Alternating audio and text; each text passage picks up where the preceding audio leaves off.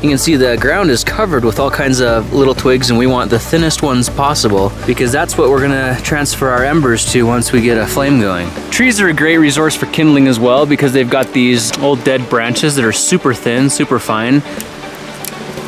Within a matter of seconds, you can get a whole handful of tinder that's just gonna be great for when a flame starts growing. Now, the last thing that's gonna be really helpful in building a tinder bundle is some kind of dead grass like this yellowish stuff down there. If you dig down underneath and pull it out, you can get enough of it to fold it over and build a nest, and our little sticks and twigs should nestle down nicely right inside of that. All right, guys, so I've been scavenging the forest for all the different materials that we'll need, and we've got them laid out here in order. I'll be starting with this little tinder pile here. Once we ignite that with the sunlight, I've got a little bit coarser bark that I've ground up that we'll sprinkle over top. Now you're gonna wanna fill your baggie up about half full of water, and you can use water from a creek like I'm doing here, or water from your bottle, or in extreme emergencies, you could even use your urine.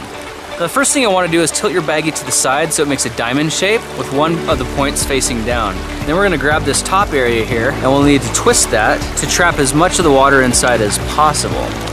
Now, the more you twist your baggie, the more you're gonna notice it starts to bulge out and form these curves, which starts to look like a liquid sphere, and that's exactly what we're going for. All right, now this is the part where patience becomes a virtue, but really all you have to do is use this thing like a magnifying glass and try not to drip any water on your tinder as you do.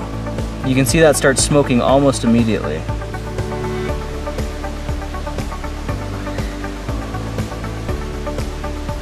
So as the white coals start getting exposed, it's a good idea to sprinkle some fresh new tinder on there, and we're just gonna keep repeating this process until we get a lot of smoke coming out of there.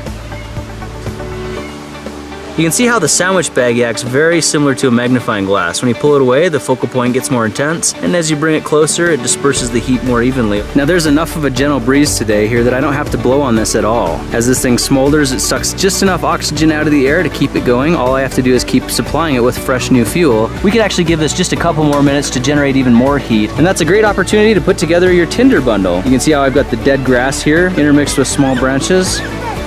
This thing spent some good time smoldering, so now what we're gonna do is press the tinder bundle up next to it and very carefully roll it over. And the cool thing about this setup is there's a lot of air flowing through this, so this thing can build up a lot faster now, and it's got some really good material to build off of. Now let's gently wrap the grass around it to contain as much heat as possible. And on a windy day like this, it's not gonna take a whole lot for this thing to ignite.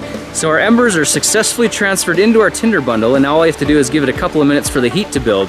And as it does, you're gonna start seeing a lot more smoke. You can see the smoke is definitely building in intensity. It's getting a lot thicker. So that's a good indication that it's ready to move on to the next phase. And if we blow into it gently, we can really accelerate the ignition.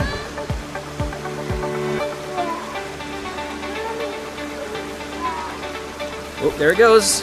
We got a fire.